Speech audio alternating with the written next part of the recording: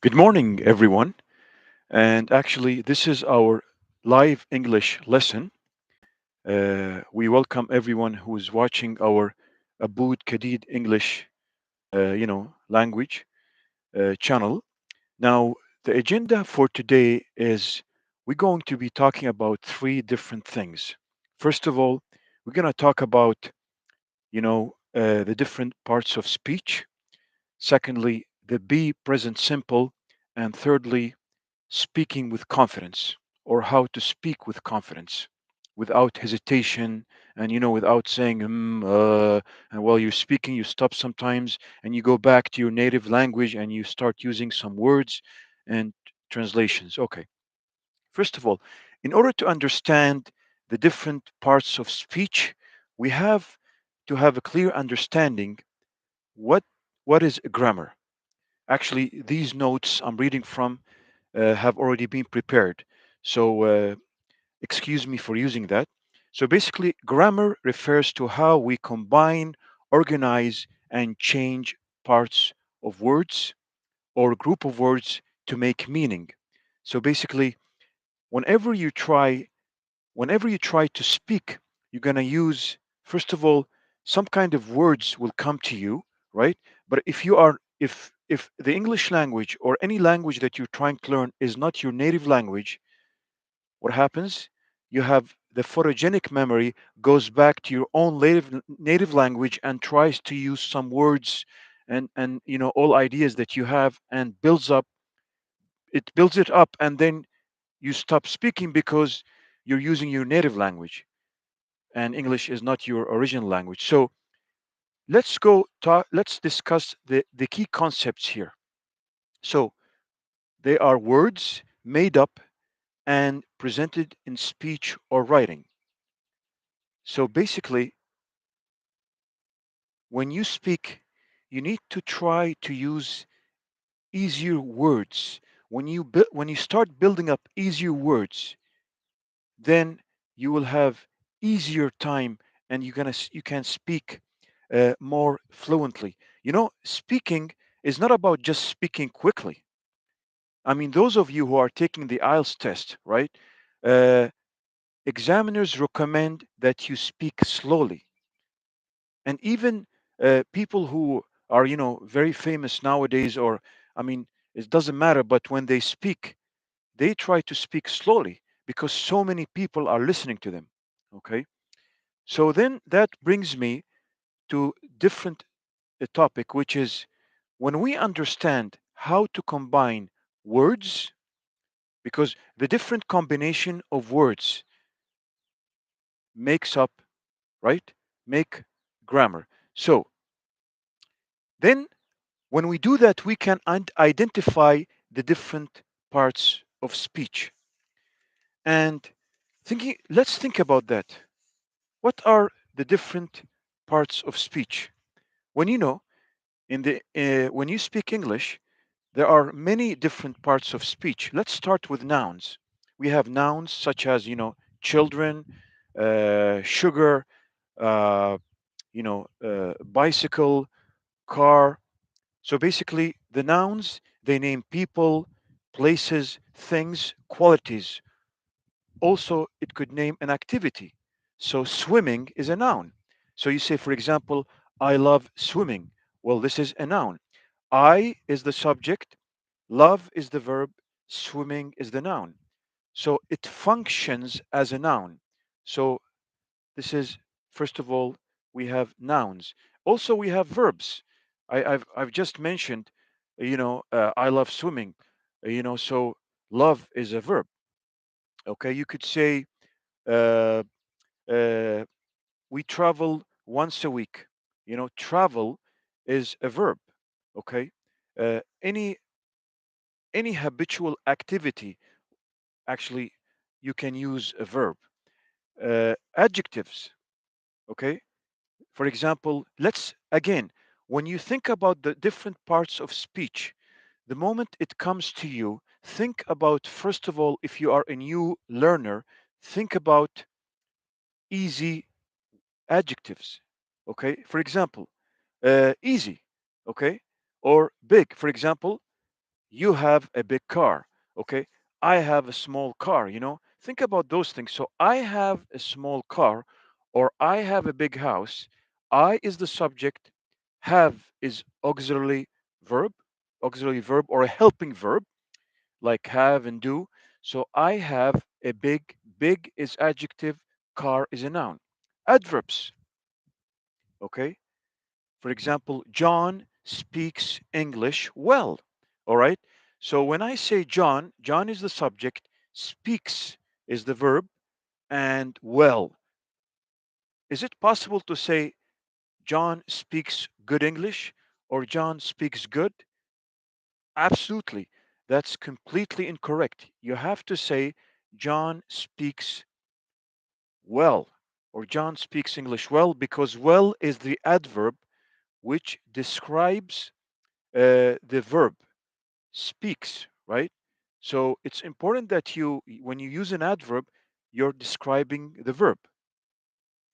Now, to say more about, so basically the adverbs specifies things about how, when, where, etc. So, so for example, it also specifies the degree, the manner, the frequency, and the time. Let's talk about the other part of speech, which actually I would like to hear a little bit talk about determiners like my, the, this, both. So basically, we use determiners in the English language uh, to make clear which noun is referred to. So, for example, articles, demonstrative adjectives, and quantifiers. So, again, please don't mix auxiliary verbs. Auxiliary verbs are helping verbs. They are not determiners, okay? I mean, try not to confuse those things. So, again, auxiliary verbs. This is how you say it, auxiliary. Prepositions. Prepositions such as after, at, in the middle of. For example, right now, right, I'm sitting on the chair. Okay, I'm sitting on the chair. All right, and next to me, next to me, there are trees next to me. I am sitting on the chair, and there are trees next to me. Now, when I say next, it's because the distance is more than 5 or 6 meters. Because, I mean, if you look over there, the trees are at least 20, 30 meters away.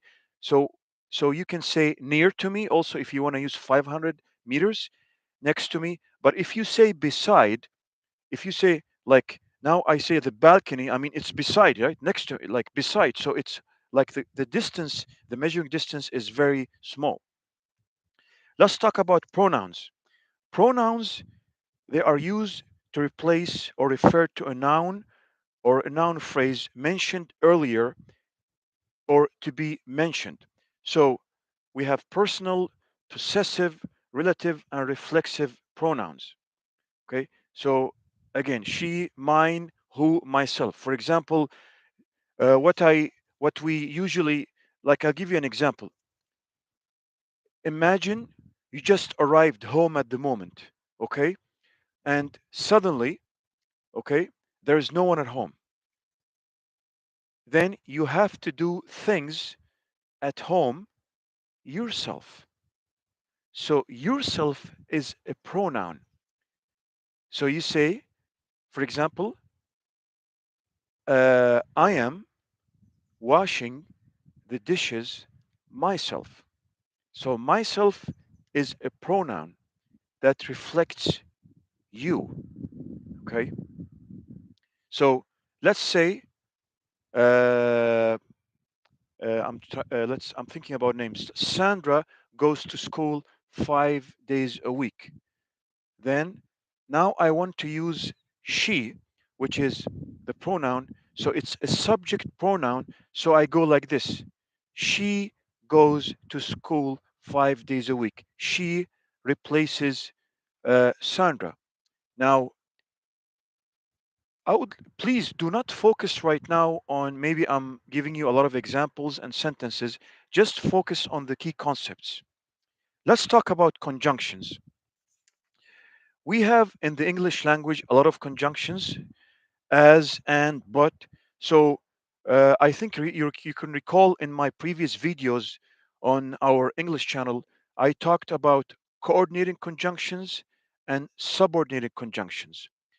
Let's worry about now coordinating conjunctions.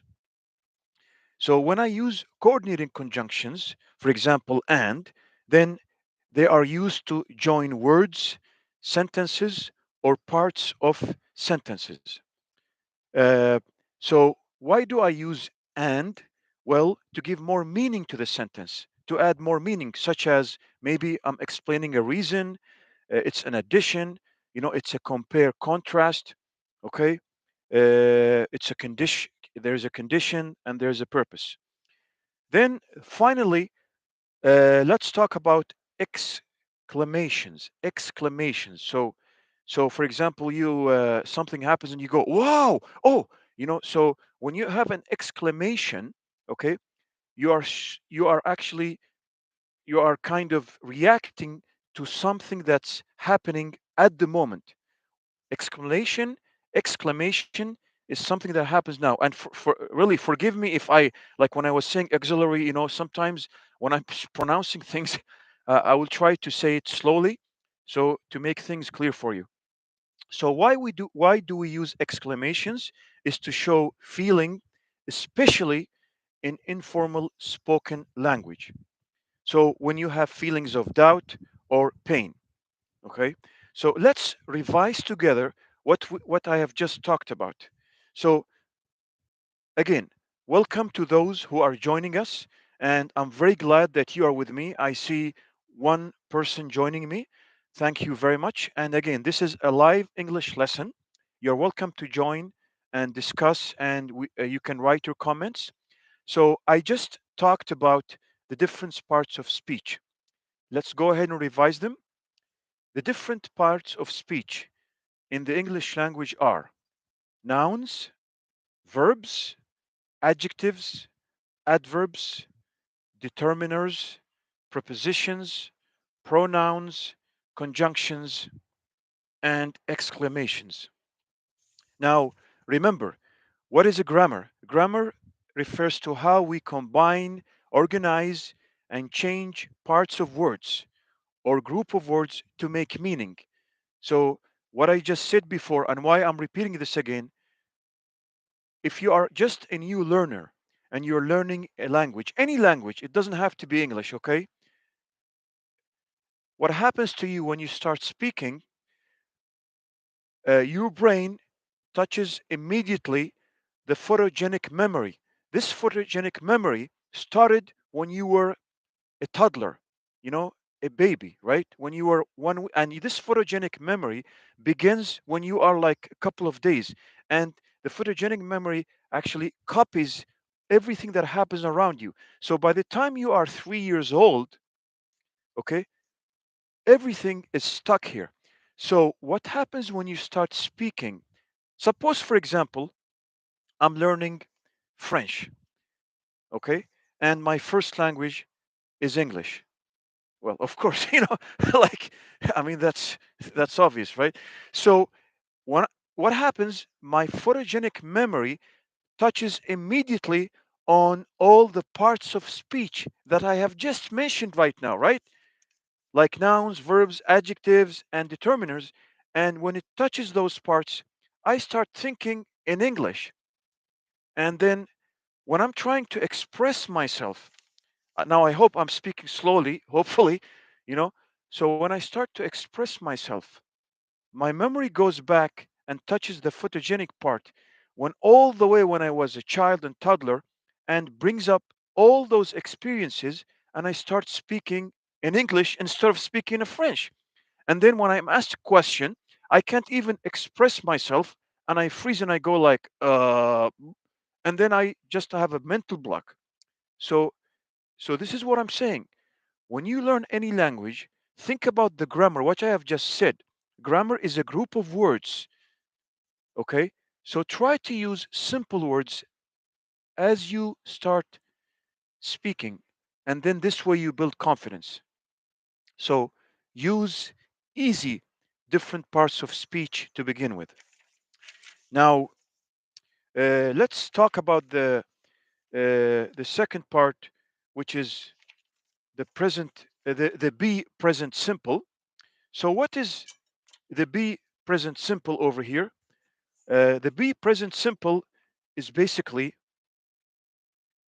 I am, which is verb to be. So, what is verb to be? It is be. So, the verb to be, the existence of be. So, think about this. Be is it is base form. So, the base form of the verb be, to be, that's the base form. Let's go back to some examples that I gave you before. Uh, I like swimming, right? To like, the base form of the verb like. So, verb to be has different forms. For example, I am. I am an English teacher. You are a student. Okay. She is a student. You're hearing the birds around me, correct? Since you're hearing the birds, so basically there are birds, or okay, or they okay, it is a bird. For example, let's say it is a bird. You can even say they are birds, okay? So he is a student, she is a student, it is a bird, we are students, they are students. If you look behind me right now, we have what? We have trees. So there are trees behind me. There are trees. Okay. So this is the be present simple. That's how we say it. Again, the be present simple. Let's think about this for a moment. Okay. So let's form a question from the be present simple. The be present simple, the first question is like this: what is your name? So I'm asking you right now. I have I have a person watching me at the moment. What is your name? So how would you respond? You will say, my name is Mark. Okay, for example. So my name, okay, is Mark. Is the verb to be, the be present simple. Uh, let's take it one step further. Where are you from? So, by the way, is is for singular. So he is, she is, it is. But when I use are, again, this is this is the grammar. I mean, that's how it is. We use, as I told you, it's a combination of words which make up a different form. So you say you are, okay?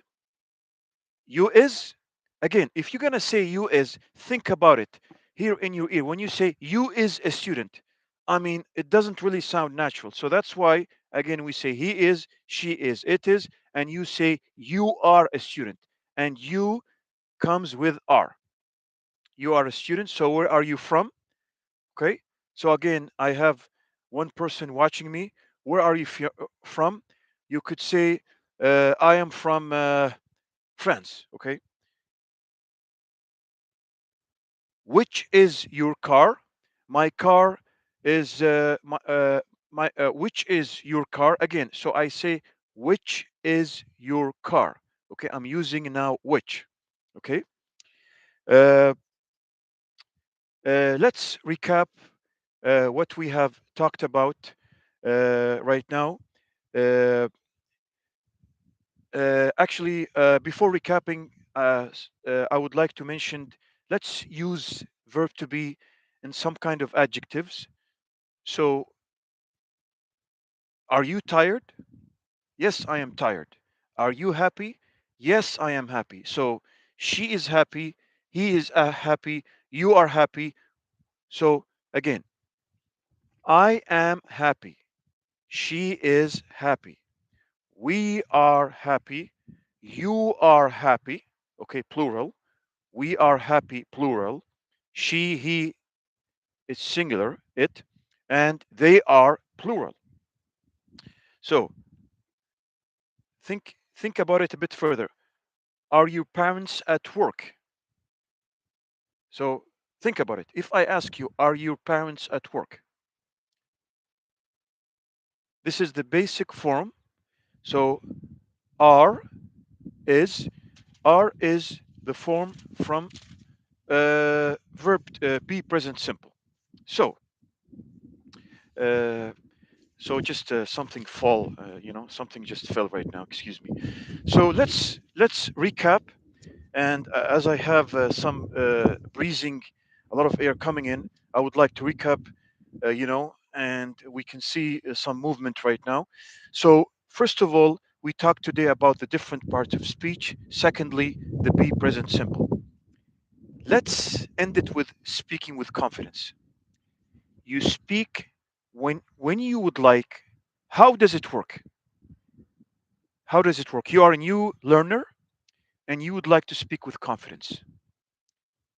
What are the tips? Because I know the moment this lesson ends, you try to speak and you try to use the be present simple and even basic questions. And when you try to say things, you go like, I tired usually, and you try to use some words and you hesitate. First thing, try to communicate by using the be simple present today. Secondly, if you are at home, okay, I know we all of us have families and we have responsibilities. Ask your family, ask for their permission, right? Right? Excuse me, ask from their permission to basically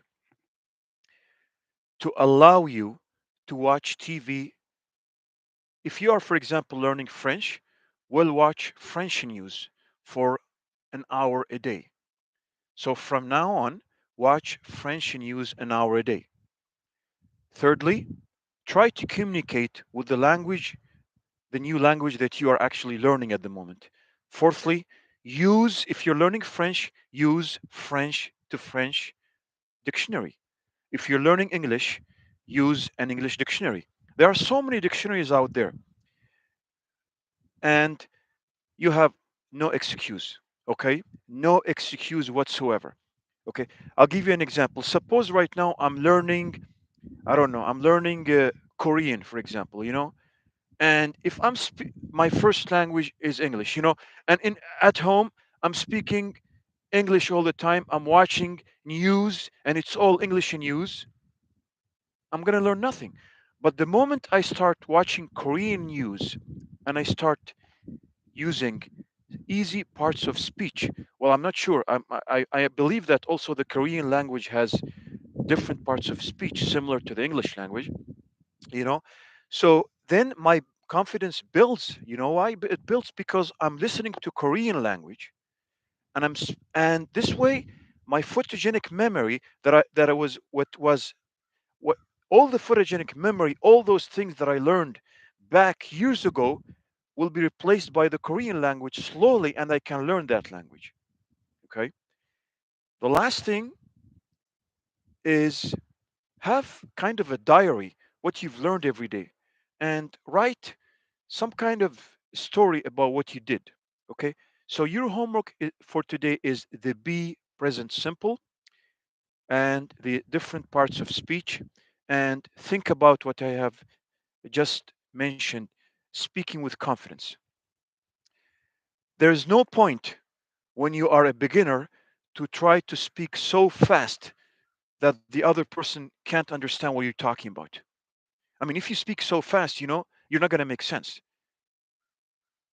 Try to speak slowly.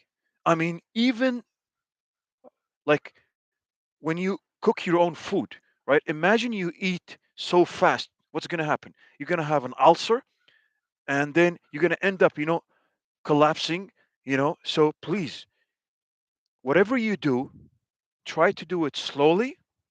This way, you'll develop confidence and believe in yourself. Okay. And ask your family to help you out when you are, when you're at home. to help you out by allowing you to watch Korean or whatever language you're learning. Okay, so I'm so glad that I was able to be live. It's the first live, and uh, uh, excuse me if you heard some noises or whatever. Maybe sometimes I spoke too fast. I will try to speak, as slowly. Actually, I will try to speak as slowly uh, next time. So, anyways, nice to talk to you and nice to see you and good luck and see you next time. And don't forget to subscribe to Abood Kadid English channel. We would like your subscriptions. And if you have any questions right now, I will be here available for the next 5 minutes. I'm actually going to take some chat. Let's check here.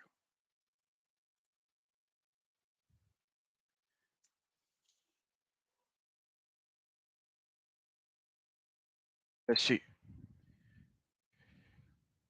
Yeah, it's getting cold now. Oh, it's getting cold.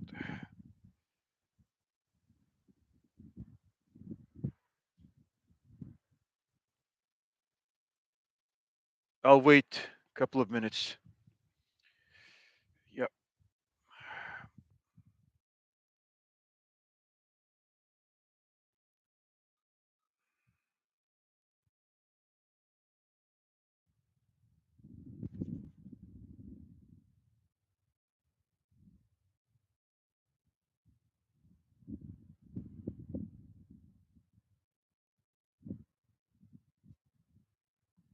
All right.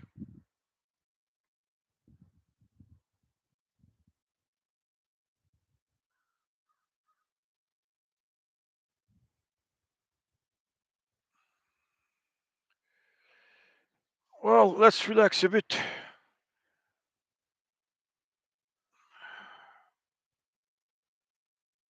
So let's count down. One, two, three, four, five, six, seven, 8, 9, 10. Take care, be confident, and always think about easy, easy words to begin with when you speak, and you can do it and believe in yourself. Bye for now. Yep. Uh, go like that.